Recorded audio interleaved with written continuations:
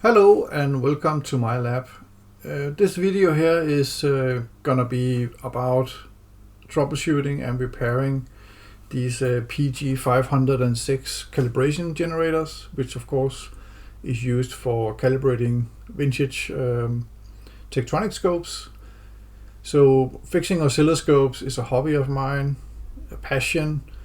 My wife even say obsession at some point, because as I show in the video in a second, I do own a decent amount of old vintage oscilloscopes. So unfortunately with this video here, it's gonna be like the aftermath, or I'm gonna tell you about what I did in order to get them to work. I did not think about recording it when I was actually in the mess and was troubleshooting them and repairing them. It was more like I spent probably 3-4 days, a good weekend, long nights, and then you finally got something to work, and it was just like, wow. This one here, it was a nightmare. I'll go into that in a second. I think every fault in the book was basically present in that one, and this is even the new version of the PG506. Anyway, what I was saying is that in hindsight, I should have recorded and let you be a part of the troubleshooting and the replacement of components and testing and measuring, but unfortunately I got too much into it, and I thought when all of it was working, I thought this could be an interesting video. And to be honest, I was a bit inspired by Zen Wizard's videos where he's fixing similar equipment, vintage test equipment, HP, Tektronix and so on. And I thought that maybe there's some people out there that have similar issues with PG506. I know there's probably not that many working left in the world, and I am the lucky owner of 4 of them, so I have one here as well. So this one actually started the whole nightmare. So this one here is working, but I had to calibrate it, and when I calibrated it, there was a little bit of noise on it, and it was not working as I think it should work. And I started to recap it and calibrate it, and it's all good. And then I was thinking, so after recapping the 506 here, I took a quick look at my storage and I have a few modules, 500 TM500 modules, and I thought, like, why don't I just fix the rest of them now? I kind of got into how to take them apart and where the components are located and so on. And yeah, I do own a decent amount of 500 modules for the TM500. So I have a few up here, mostly for signal generators, pulse generators, calibration generators, and time mark generators, and so on. And these ones here are the one that I'm using on a weekly basis or monthly basis when I'm calibrating oscilloscopes, and yes, I am a lucky owner of an SD504 with the level head, so that's a rare find. So I kind of like to restore this vintage, good old, really high quality test equipment, and I'm still impressed by how they could make things that accurate and that efficient and so on in the 70s. Non-digital analog nightmare or pleasure, depending on how you view it. Anyway, going into to talk about these calibration generators. So I have 3 of them here, which was all faulty. All of them had the same, or looked like they had the same fault. So basically the the standard amplitude did not work. So no output on the standard amplitude. When you pressed and released the variable amplitude here, you got 8.8 or 8.8 very shortly. So the display was working, but nothing was happening as such. And it was exactly the same error fault on all 3 modules. Anyway, let's get into it, and let's go over each one individually, what was wrong with them. So this one was the easy fix, medium, and this one was the nightmare. So let's see how we got into all of this basically. So these is the components. Some of the components that's been changed in these calibration generators.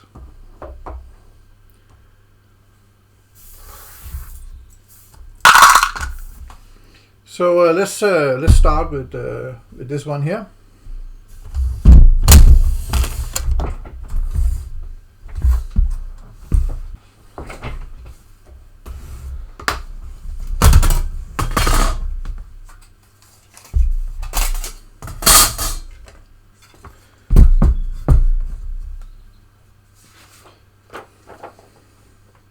So this one here was an easy one, or easy and easy. There was a shorted tantalum capacitor in here, which has of course been replaced. And of course the way to find it was basically, it seems like it was shorted. It was making, you could hear on the power supply in the TM500 that it was putting a heavy load on it, and I just checked all the capacitors with a multimeter.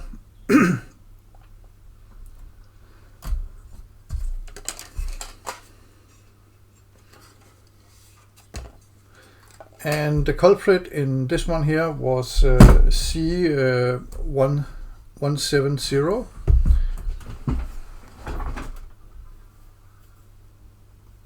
And the C170 is located here on the other side of the board.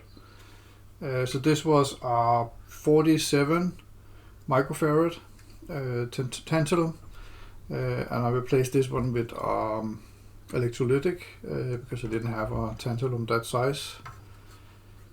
So the C70 is located here, and the C80 is here.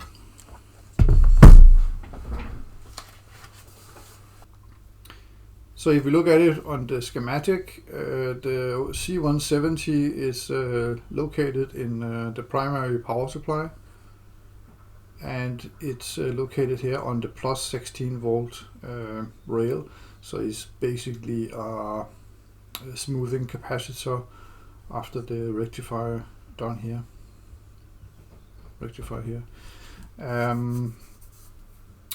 So yeah, another indication of where the fault was that a part of the calibration, you have 2 test points where you're supposed to have 33 volts over them.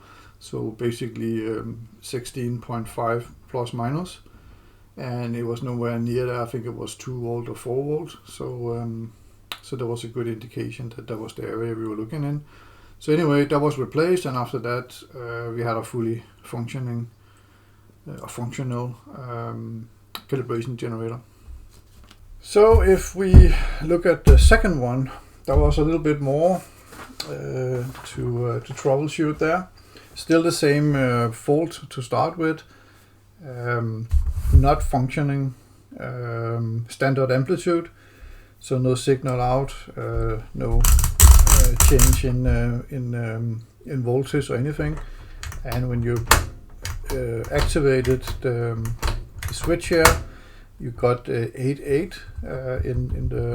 in the display very shortly, and then really nothing happened when you was adjusting the voltage here, or correcting the voltage. So this one here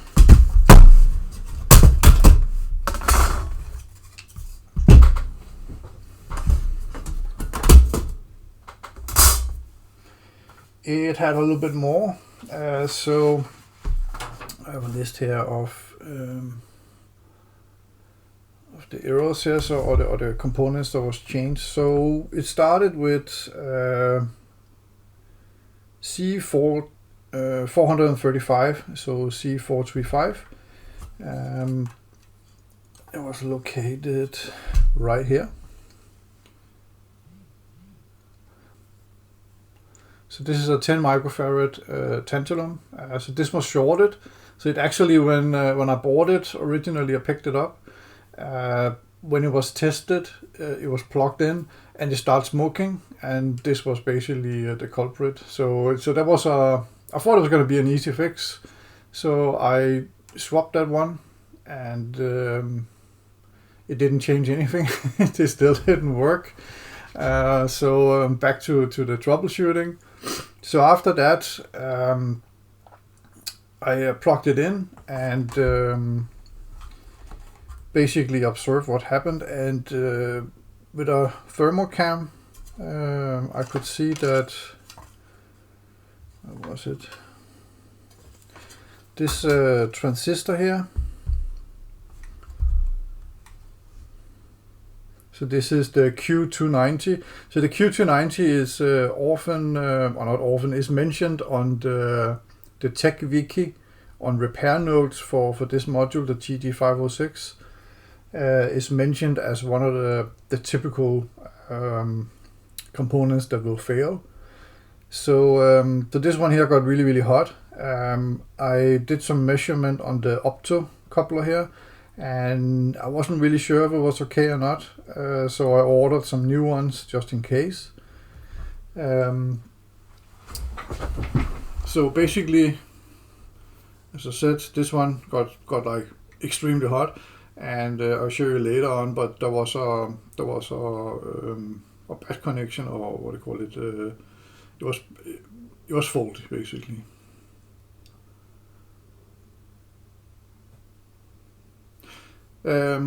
After changing the transistor, in this case here I replaced it with a 2N5416.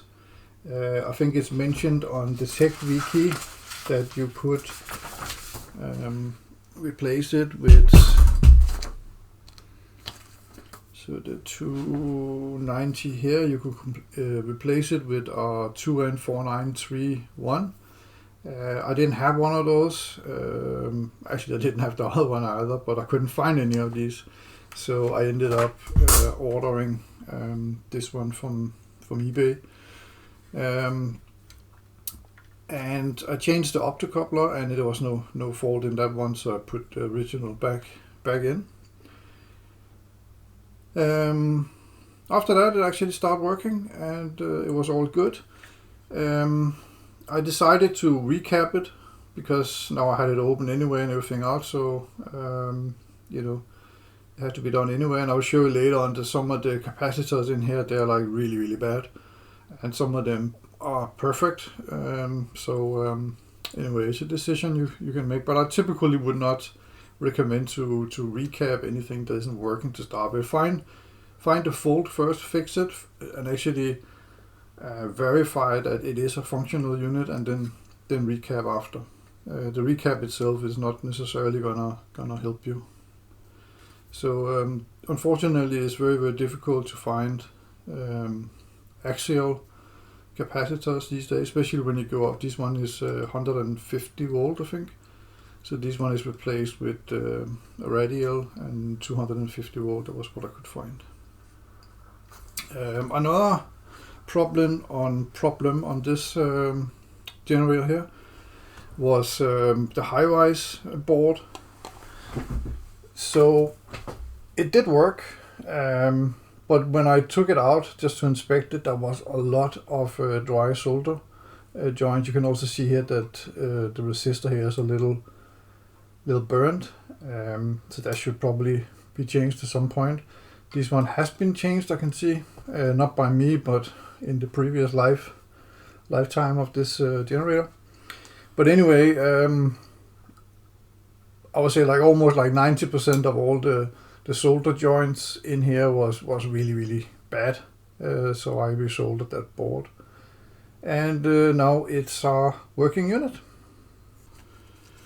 So if you look at the schematics, the 290 or the Q290, I forgot to show you before, is in the standard amplitude section, which of course makes sense that since the standard amplitude didn't work, there was a good place to look as well, but it was an easy one because it got very, very hot. But basically it's located right here. I did check, of course, the 280, the Q280 and Q245. These are also listed as potential typical culprits when the standard amplitude don't work anymore. So yeah, that one. So that was also let's say a fairly easy fix.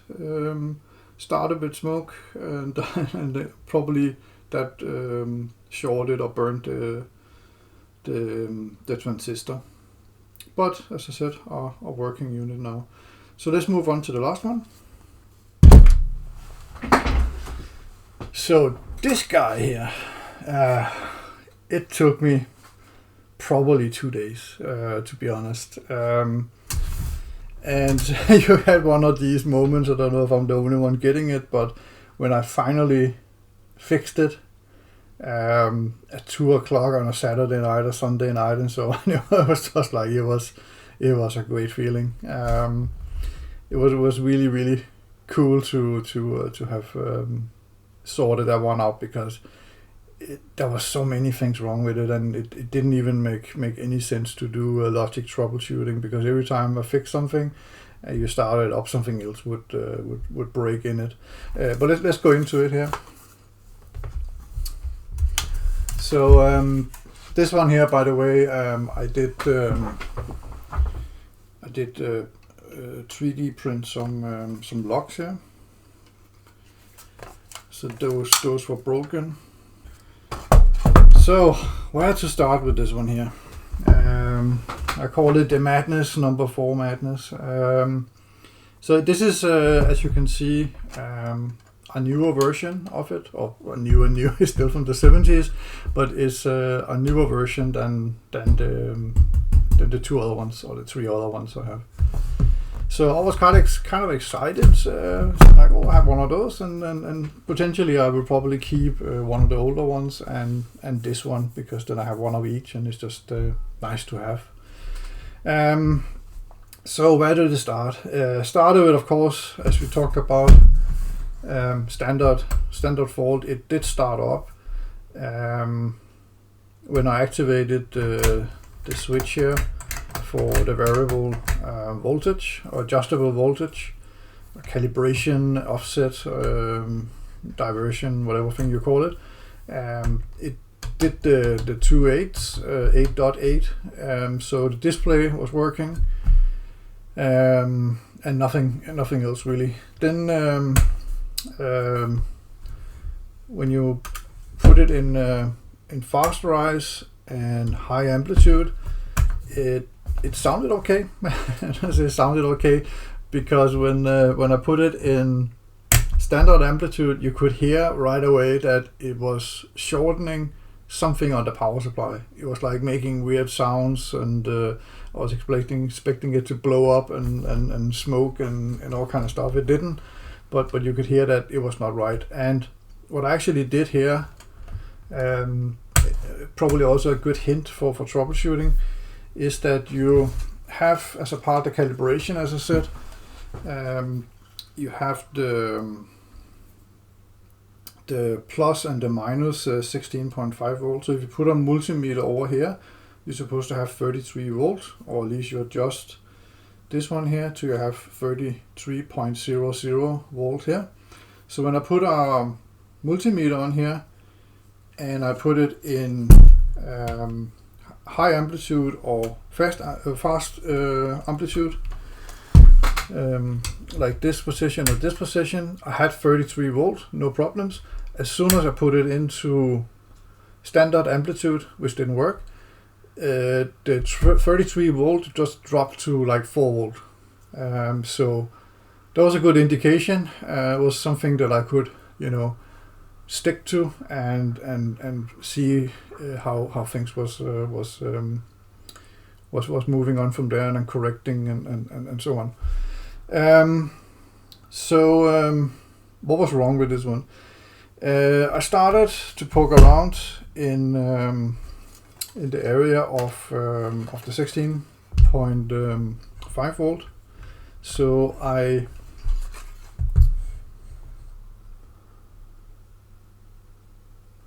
identified to start with two diodes that was bad. So the one here is C170, and this one here is CR170. So this is a Zener diode and this is a standard diode.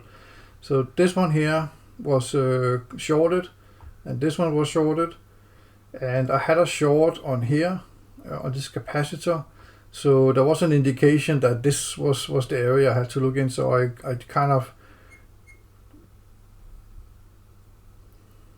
traced the whole circuit around and finding out where the short was and so on. And this one over here it measured a short. It was not that capacitor and it was not this capacitor, but if you put a multimeter over here, you had a short, and it actually ended up with I thought that this was the cause of that short. I would then find out that after I changed these two diodes, I still had a short here, and I will talk about in a second why that was. So basically this one here, 1N 4004, so 1N 4004, replaced it with I think a 7, so 1N 4007 instead of a 4 is a little bit better. I don't remember the voltage, but it's a little higher voltage. And this one here was a Zener diode on 5.1 volt. So I replaced it with a similar one here. I tested it and it still didn't work.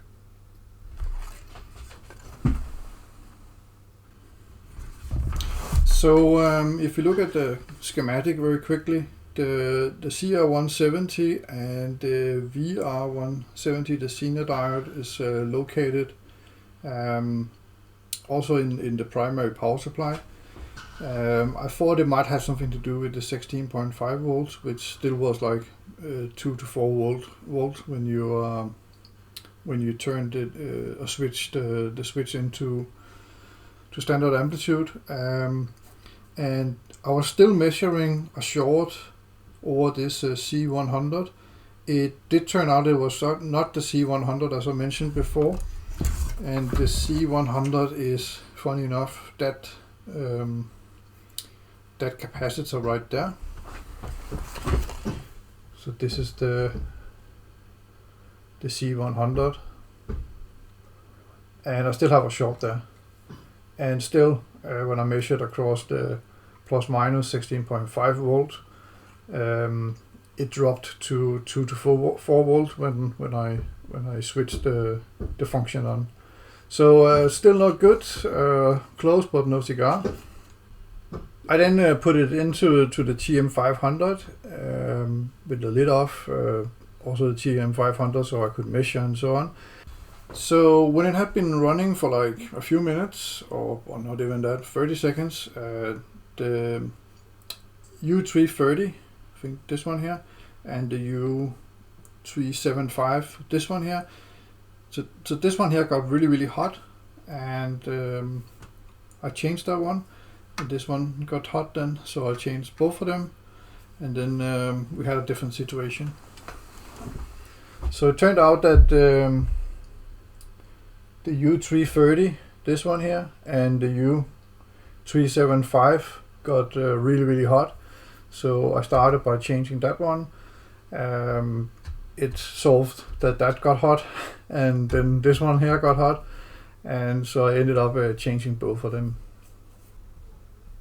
So after changing the two op amps, I tested it again.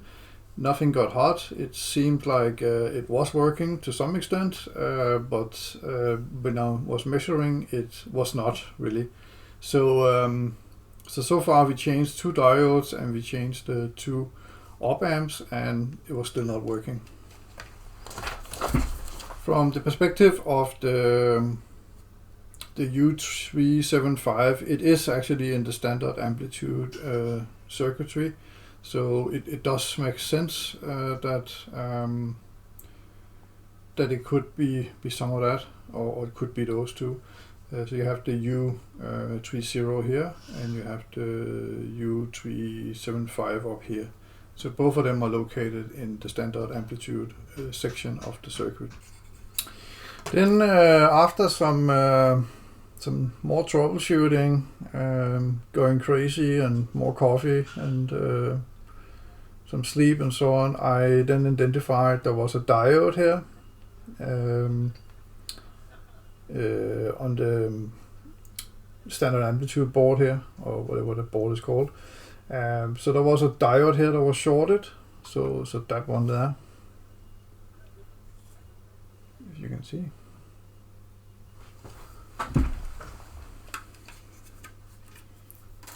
So this diode there was shorted. So that is CR395. So I think I replaced it with R1N4148, a standard one, and tested again, and still no good. So far 5 defective components on this one, and we still don't have a working calibration generator. Then something else happened. So near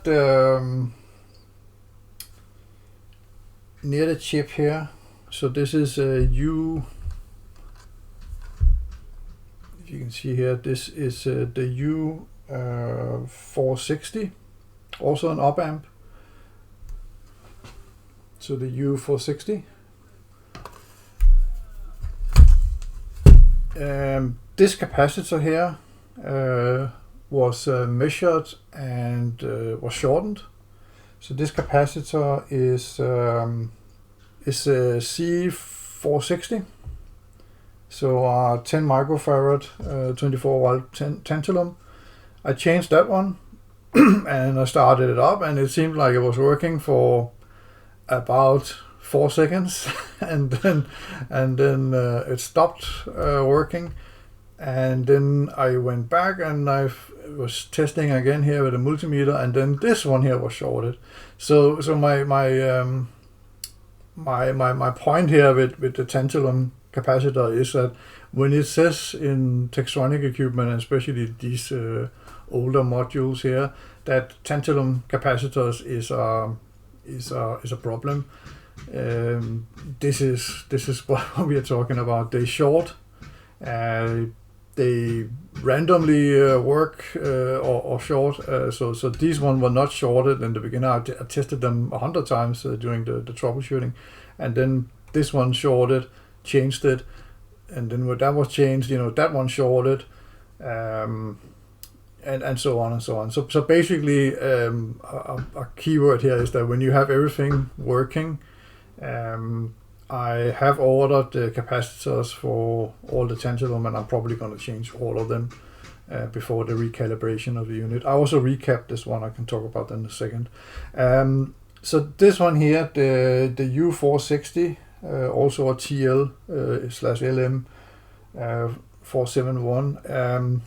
I don't know if it was faulty or not, but since these ones here was connected directly to it and was shorted, I just changed it just in case. They're cheap. They're like less than a pound, or half a pound or something like that. So I changed that one, but I'm not 100% sure if it was faulty or not. So you would think by now that now nothing else can be wrong with this one, but think again.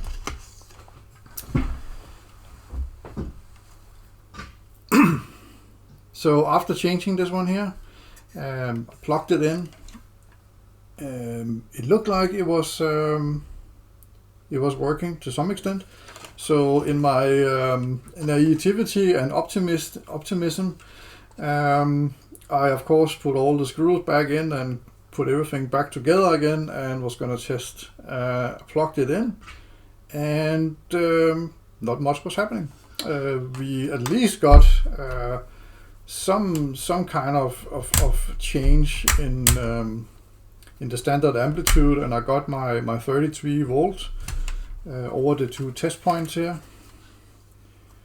there and there. And actually on the old one there is 2 resistors in this area here, so you can just clip in your test probe or the crocodile hook tip thing. You can test up here. So anyway, I have my 33 volt. I put everything together, put in all the screws, being overly optimistic that now I got a working PG506, but it didn't stop there. So now there is an interesting fault, which I did read about that some had, but I'll just tell you a little bit more about how to find it and how I found it. So yeah, let's get to that.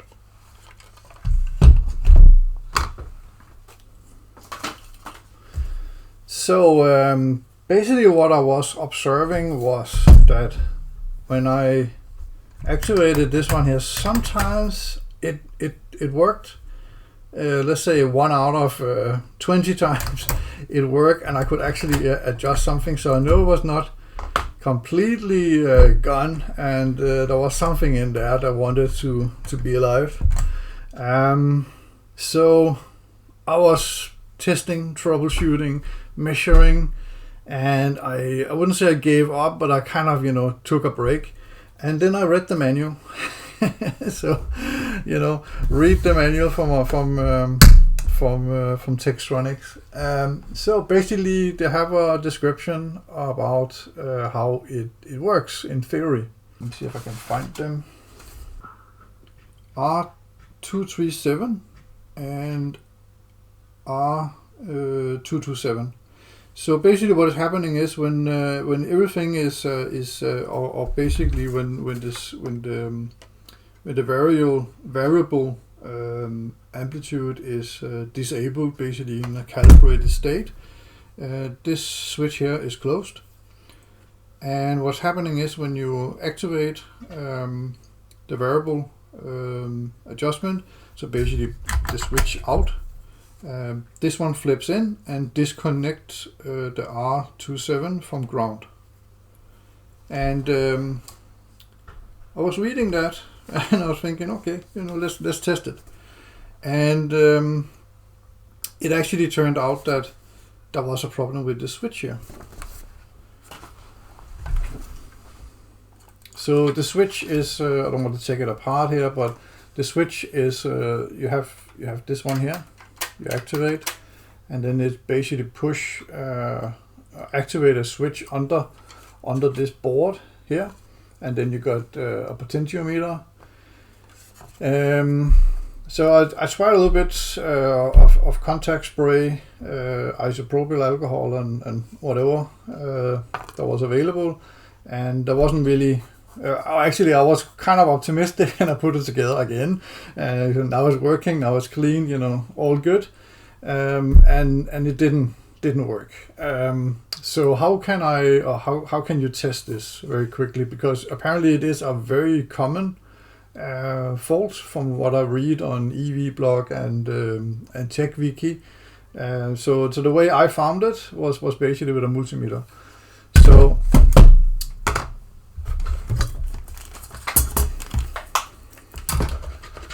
let's get a multimeter running here. You can see this, yeah. And put it in ohm.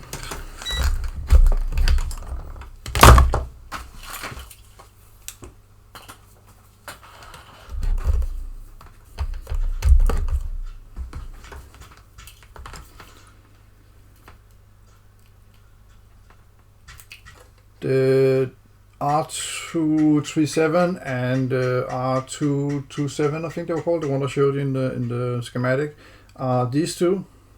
So this one and that one, this one and that one. And you can basically connect a multimeter up here and to ground.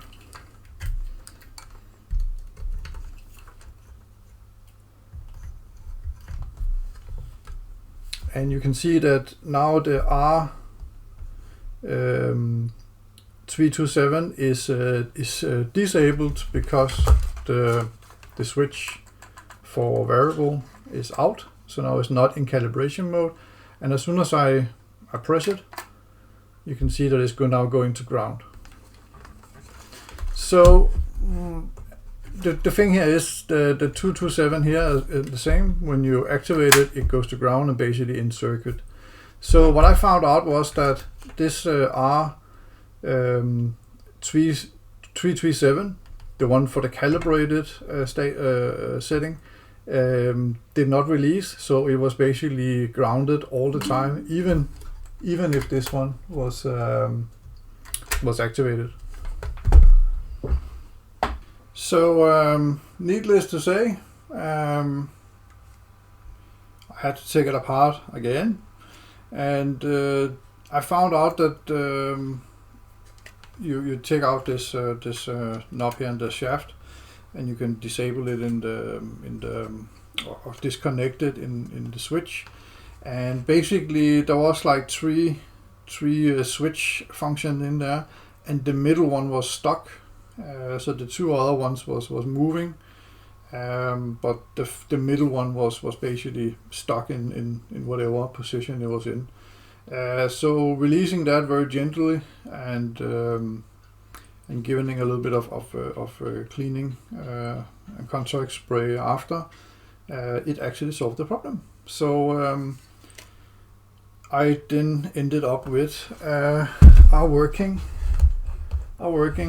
new version of PG506, and everything else was fine. So I did the recap of it for the electrolytic, not the tantalum yet, but the electrolytic capacitors. So these are some of the components that I changed. So the op amps was changed. So 3 of those. We have a transistor here. I think it was the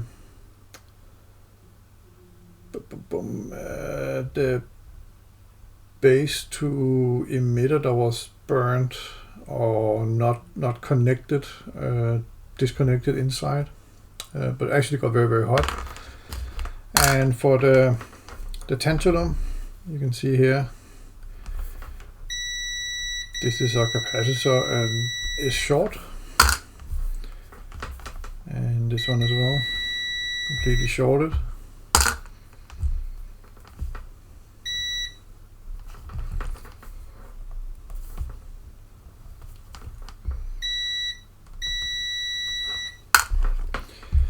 And so on and so on. So basically all these tantalum capacitors are basically just short in the circuit. The same thing with the diodes.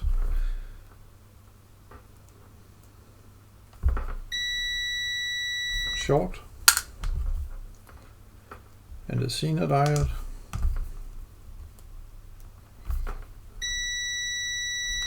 Short. So from the capacitor perspective, actually one of the calibration generators, I think number 2 I showed you, had the first one I didn't recap. Number 2 had these blue electrolytic capacitors versus the middle one, or the shiny ones. So they actually tested okay. There was actually no need to recap that one. The newer one actually, I will say the big high voltage capacitors and this one here, the 40, the 2000 microfarad capacitor, the two big ones basically inside, they have in all the units I've been looking at has been tested quite okay. There was absolutely nothing wrong with those.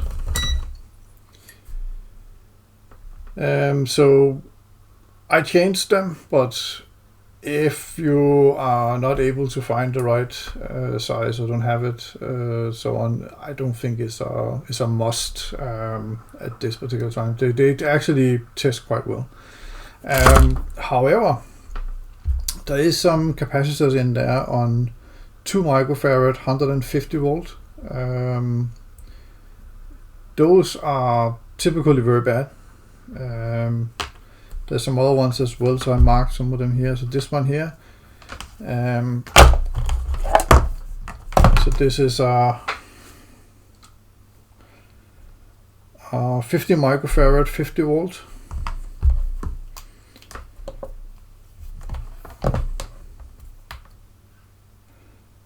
And some of them are actually not even capacitors anymore, they're just not connected and have a ESR of nothing, basically they're not connected.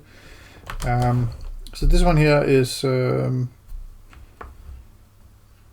testing okay, but I thought I marked it anyway.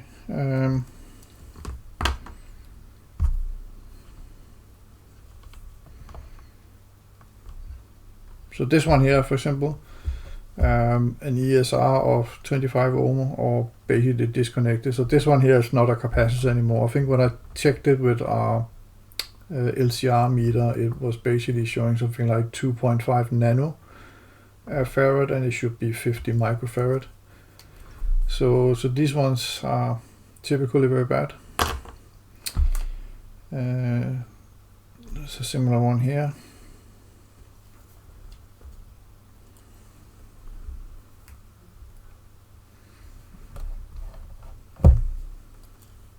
So this one does not fail.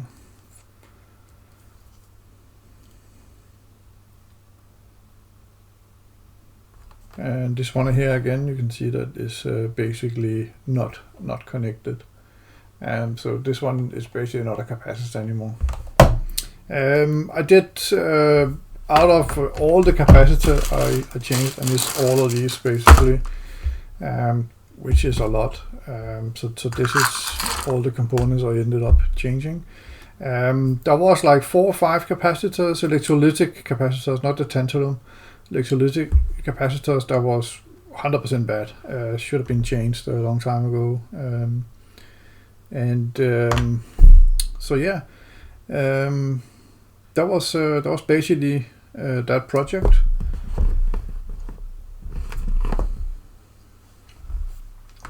So I hoped this could be interesting for some other people out there on the internet, on YouTube. I had a lot of fun troubleshooting them, and I now have 4 working PG506. One of them completely working, calibrated, which I'm using when I calibrate scopes. As I said in the beginning of the video, I'm fairly passionate about repairing vintage electronics. It's a hobby of mine. I have a job next to this, so it's not my daytime job, this one here. Let me know in the comments and subscribe and so on if you found this interesting, and I might actually start making some more videos on some of the projects that I'm doing. First of all, I'm probably going to calibrate the 3 PG506 I just fixed. I have, as I showed you, 4 or 5 2400 scopes and some older 400 series scopes, Tektronix scopes that needs to be repaired and calibrated. Actually, 2 of them are repaired, they just need to be calibrated. I'm doing a lot of repairing of a restoration of power supplies in 2400 series. So I have 2 here, at least I'm going to do that on. So let me know if you think that could be something that would be interesting to make a video on. I also do vintage hi-fi. I have a Bang & Olufsen stereo system that I need to look at. I have done some Sansui, things like that.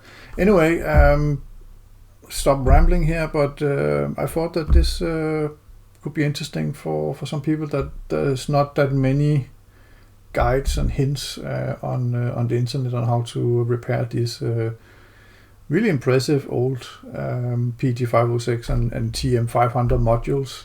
They really are unique kind of device in itself. So thank you for watching, and let me know what you think.